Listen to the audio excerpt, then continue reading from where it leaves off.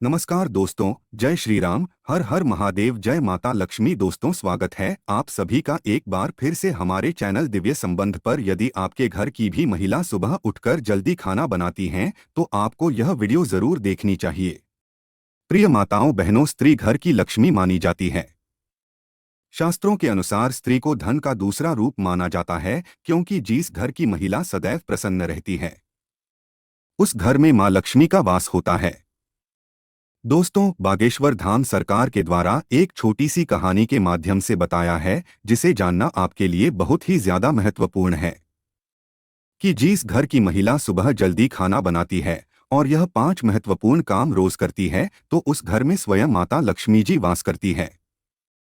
बागेश्वर धाम सरकार कहानी को शुरू करते हुए कहते हैं कि किसी नगर में एक श्याम नाम का आलसी आदमी रहता था। वह इतना आलसी था कि खटिया पर जिस तरह करवट लेता उसी करवट लेता रह जाता। करवट बदलने में भी उसे परेशानी नजर आती थी। पत्नी बेचारी जब किसी काम के लिए कहती, कभी वह करवट बदलता और पत्नी की तरफ पीठ फेर कर पड़ा रहता। उसकी आदतों को देखते हुए पत्नी को विश्वास हो गया कि वह कभी कुछ ना करेगा। एक दिन पत्नी ने बड़े प्रेम से उसे समझाया। बोली, मैं जानती हूँ कि तुम्हें खटिया से उठने में कष्ट होता है, किंतु इस तरह एक ही करवट लेते रहने से भी आदमी नाकारा हो जाता है। बाहर नहीं जाना चाहते हो तो खटिया पर बैठे बैठे ही कुछ करते रहो। तब वह श्याम सोचने लगा, ऐसा कौन सा काम है जिसे खटिया पर बैठे बैठे ही किया जा सकता है। कुछ देर बाद उसकी समझ में बात आई। खुश होकर वह पत्नी से बोला, अरे सुनती हो, मैंने बैठे बिठाए काम ढूंढ लिया है, अब चिंता करने की जरूरत नहीं। पत्नी प्रसन्न हुई। अब कुछ तो घर का काम होगा। उसने सब्जी की टोकरी में चाकू रखा और उसके आगे रखती हुई बोली, अब बैठे बैठे सब्जी काट डालो। किंतु आलसी ने उस और ध्यान ना दिया। थोड़ी देर बाद पत्नी जब सब्जी लेने पहुंची तो पाया कि पतिदेव खटिया पर बैठे हुए मक्खी गिन रहे हैं। पत्नी ने देखा उनके बिस्तर पर 7 मक्खियां मरी पड़ी है। पत्नी को देखते ही उछलकर बोला, देखा मेरा कमाल की, मैंने कैसे इतनी फुर्ती से 7 को मौत के घाट उतार दिया है। अब देखना है कि पूरे दिन में कितनी मार सकता हूं। सी महाराज को अब यही धुन सवार हो गई। उसे जहां मक्खी दिखती वहीं फट से हाथ मार देता। कई बार तो अपनी ही गर्दन पर इतनी जोर से हाथ जमाया कि उसकी गर्दन टेढ़ी हो गई। कई बार पत्नी की नाक तोड़ दी। मक्खी मारने के चक्कर में उसने घर के बर्तन तोड़ डाले। उसने प्रतिज्ञा कर ली कि कम से कम 1000 मक्खियां मारकर ही दम लेगा। जल्दी ही वह दिन भी आ गया जब उसकी प्रतिज्ञा पूरी हुई। उस दिन आलसी ने सारे शहर का चक्कर लगाया, कंधे पर बांस का एक मजबूत डंडा रखा और खुशी से उछलता कूदता अपनी बहादुरी का बखान करता जा रहा था और सोच रहा था कि आज हजारों को मौत के घाट उतार आया हूं। यह सुनकर लोग भयभीत हो गए।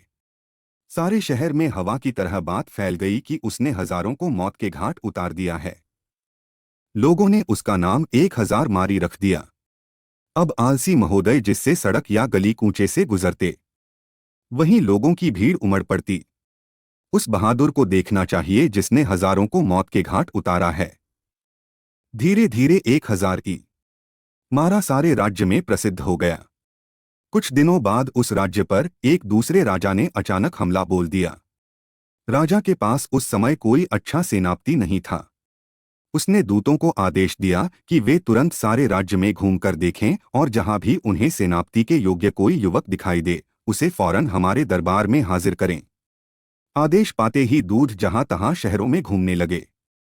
उन्हीं दिनों में 1000 इमारा का नाम सर्वत्र गूंज रहा था। दूतों ने जब सुना तो वे उसके घर जा पहुंचे। राजा के दूतों को अपने घर पर आया देख 1000 इमारा भय से कांपने लगा। वह घर के अंदर एक अंधेरे कोने में दुबक कर बैठ गया। पत्नी से बातचीत होने पर मालूम हुआ कि राजा 1000 की जैसे बहादुर को अपना सेनापति बनाना चाहते हैं, इसीलिए तुम उसे जल्दी हमारे साथ भेज दो। पत्नी को लगा जैसे वह कोई सपना देख रही है। अपने पति की असलियत को वह जानती थी। सोचने लगी, काश ऐसा हो सकता है। किसी तरह राजा के दूत 1000 इमारा को अपने साथ लेकर राजा के दरबार में पहुंचे। उस लंबे तगड़े नौजवान को जब राजा ने अपने सामने खड़ा पाया तो मन ही मन प्रसन्न हुआ और पूछा, तुम्हारा ही नाम 1000 ही मारा है?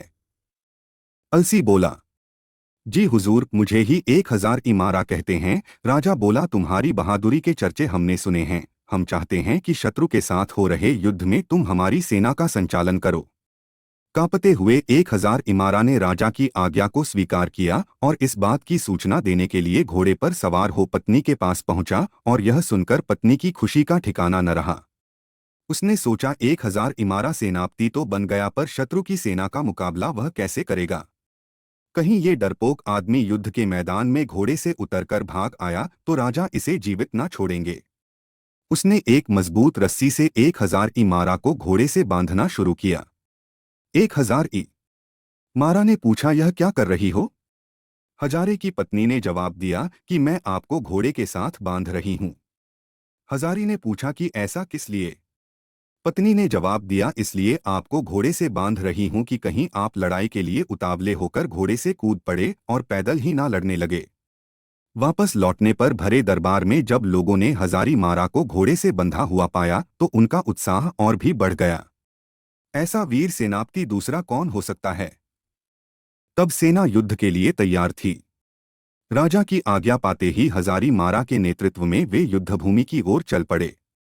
शत्रु की सेना को जब मालूम हुआ कि एक बड़ी फौज के साथ हजारी मारा मुकाबला करने चल पड़ा है तो उनके योद्धाओं का धैर्य टूट गया। उन्होंने सुना था कि हजारी मारा अकेला ही हजारों को मार गिराता है। यह नाम सुनते ही बड़े बड़े योद्धाओं के होश उड़ गए।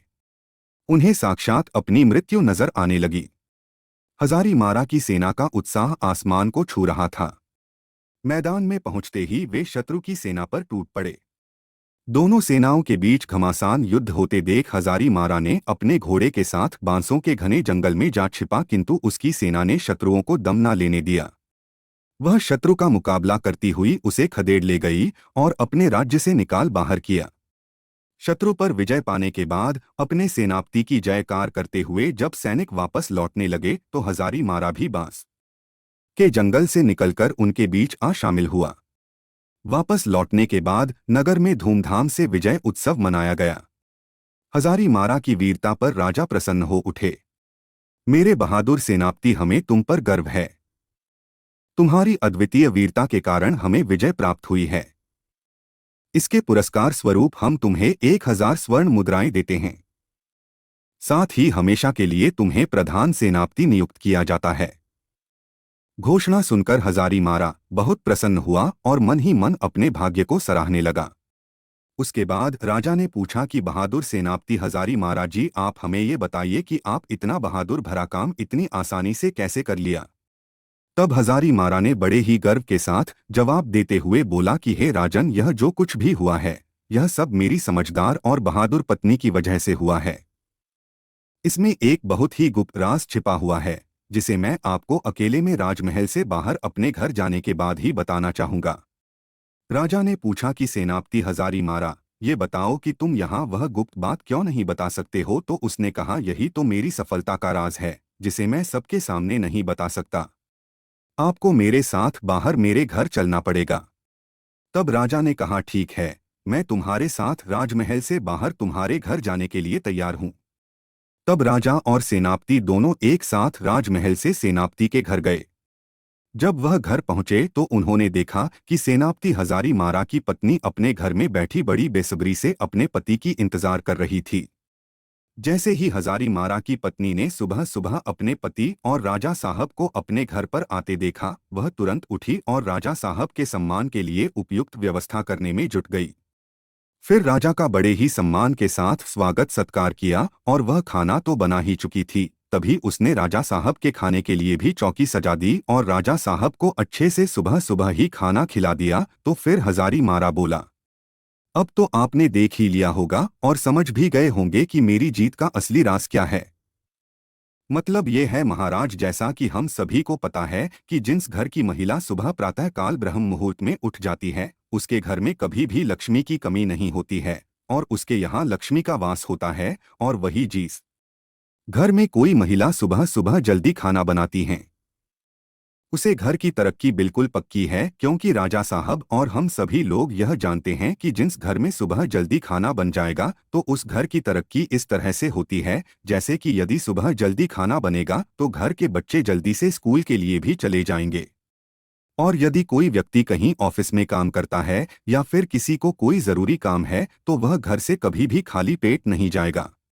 वह कहीं भी खाना खाने के बाद जा सकता है और अपना पूरा काम पूरी लगन और मन से कर सकता है। तो सुबह सुबह जो भी स्त्री जल्दी खाना बना लेती है उसके घर में तरक्की होना बिल्कुल तय है। और शास्त्रों में भी बताया गया है कि जब इंसान घर से खाना खाकर निकलता है तो उसके सभी काम बन जाते हैं और उसके साथ कभी भी कुछ अपशगुन नहीं होता। फिर राजा साहब से जो भी उसके जीवन में अपनी पत्नी के प्रति सहायता की बातें जितनी भी थी और वह युद्ध में किस प्रकार से जीता था, यह सब राजा साहब को पूरी कहानी बता देता है।